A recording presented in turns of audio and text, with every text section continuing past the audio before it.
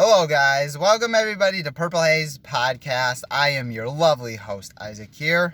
And the Vikings do the unthinkable, beating the San Francisco 49ers at US Bank Stadium, getting their first win.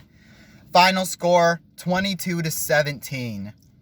This was absolutely fun to watch, dude. I must say, man. I am so fired up for the rest of this season, dude. Oh, man, we are back in it, and there is a lot of good that happened. And they played against the 49ers, and they outplayed and outcoached the 49ers on both sides of the ball. Absolutely love that stuff. Let's get into the stats. Vikings won the time of possession battle by 9 minutes, by a 9-minute differential. The Vikings stats, 452 total yards, 378 passing yards, 74 rushing yards, 4 turnovers, 24 first downs, 8 of 13 on the third down conversions, they got 1 sack. As for the 49ers, total yards, 325 yards, 260 passing yards, 65 rushing yards.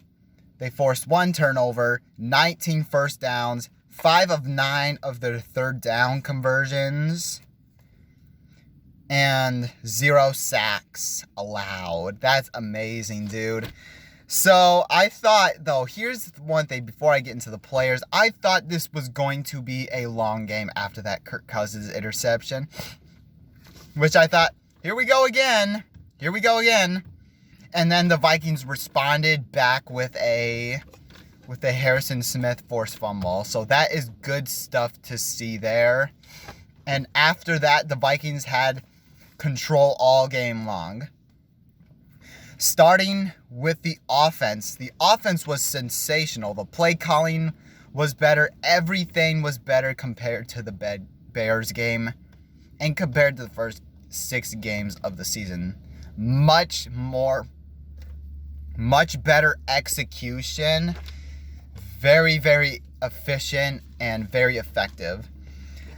Against a good 49ers defense, mind you, they are one of the top defenses, and they did good.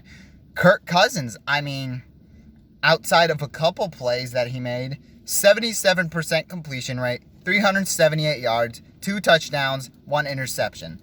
That 1 interception was not great, however, though, but Kirk Cousins, he kind of threw a little bit behind. He was a little late with Jordan Addison, and then kind of threw that interception. But other than that, Kirk Cousins was nails all game long. I believe he converted, 8 of 13. All of those third down conversions, he was 8 of 13 for damn near 200 yards. Kirk Cousins was balling today. He absolutely sliced up that secondary of the 49ers. So even if there was pressure too, he did not care if Jordan Addison was banged up. He says, whatever, there's other playmakers I can get to, and he did so. With Jordan Addison banged up a bit, he stood tall in the pocket. This is the type of Cousins that I would love to see on a consistent basis, but unfortunately that hasn't happened. But it is very, very nice to see that. And Jordan Addison, my God, take a bow. Jordan Addison, 7 catches, 123 yards, 2 touchdowns. Jordan Addison was nails all game long. He had he had 90 yards in the first half. He still continued to make plays. And he should have had 3, whatever, but that 1 touchdown pass against Charvarius Ward on the Vikings' last possession with 16 seconds left on the clock, he technically he made up for that play where he was battling the ball with Ward. Ward won the first battle by grabbing the ball out of Addison's hands. And this time, Addison got the best of Ward and ripped the ball out of Ward's hands and got the touchdown for 60 yards. This dude is absolutely stone cold. I'm going to have to talk about this dude on like a separate video, but this dude, he was playing out of his mind today. Shout out to Jordan Addison. Also, another shout out, TJ Hawkinson, much better. I absolutely said he needs to have a bounce back game if you wanted to bench him maybe. But I mean, he played pretty good. He barely had any drops. He didn't really. 11 catches for 86 yards. Amazing. That's absolutely the type of Hawkinson I want to see on a more consistent basis, because based on the talent that Hawkinson has, Hawkinson can do a lot of damage and help out this offense as far as I'm concerned. So Hawkinson was awesome. As far as some others, Brandon Powell, he had 4 catches for 64 yards. He stepped up for Jordan Addison. He had 2 key third down conversions for the Vikings to keep extending their drive. So I felt like Brandon Powell made a lot of clutch plays. So he stepped up big time for Jordan Addison. We have a strong receiver room, and I love that. Cam Akers, I mean, sure, he only had 10 rushes for 31 yards, and he had 2 catches also for 30 yards. He was very, very effective. More effective than Madison, though, as much as I will go there.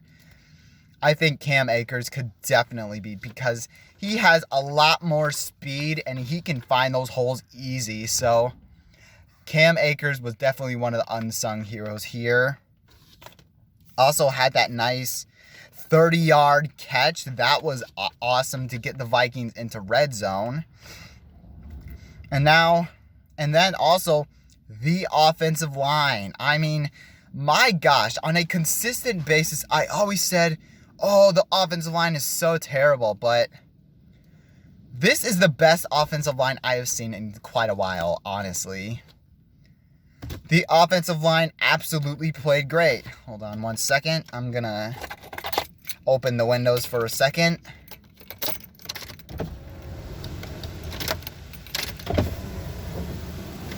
There we go. That was better. Alright, anyways, so offensive line, they played lights out. They allowed no sacks. The only reason they gave up pressure was because of the blitzes. That's it. The offensive line was balling today. I mean, Christian Darrisaw, he was the best offensive line out there. He neutralized Nick Bosa. He didn't do a thing. All he had was just one TFL. That was it. The entire game. Nick Bosa, Christian Darrisaw might be the best out there, man. He's absolutely amazing. And the offensive line, that includes, the 49ers have Nick Bosa, Hargraves, and Armstead, man. Dude, the offensive line was very, very good.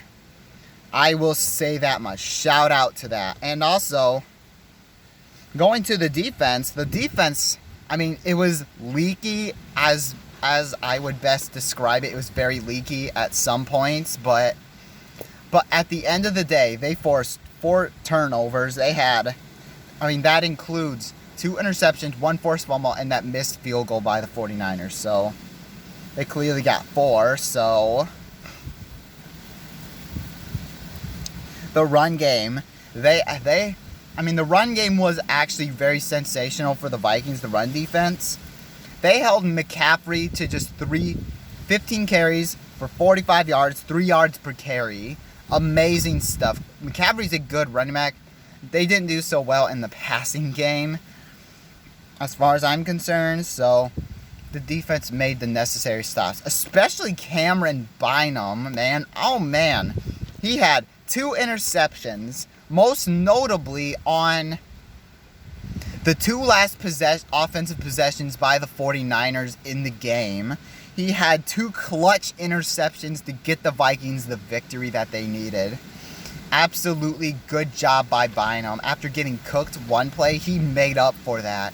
Amazing stuff by Bynum. Harrison Smith had a forced fumble. He was getting all over the place. He forced that fumble onto Christian McCaffrey after, sorry, got some caught in my throat for a second. Anyways, Harrison Smith balled out really, really well. So, as a matter of fact, this dude was great. So Harrison Smith, he continues to be great. After the Vikings had an interception, Harrison Smith responded with a forced fumble to Christian McCaffrey. So that sealed the game.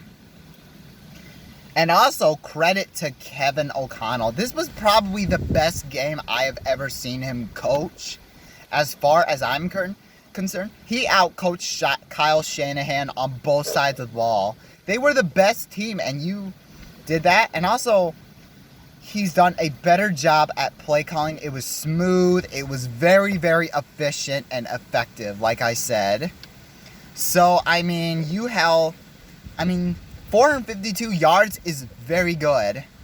And sure, you may have scored 22. You could have done a little bit better with some points off the board. We will get to that in just a second. But Kevin O'Connell, he basically, and also, we did not punt the ball once. We basically kept on moving the sticks on a consistent basis. So that was a really good sight right there by Kevin O'Connell. So absolute shout out to him.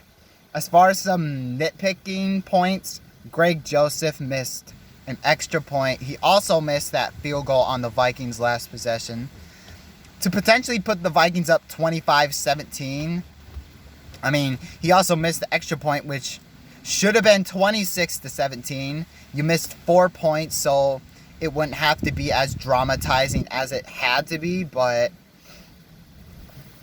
he needs, this is actually, I think, the first down game I've seen Greg Joseph, so hopefully he improves there.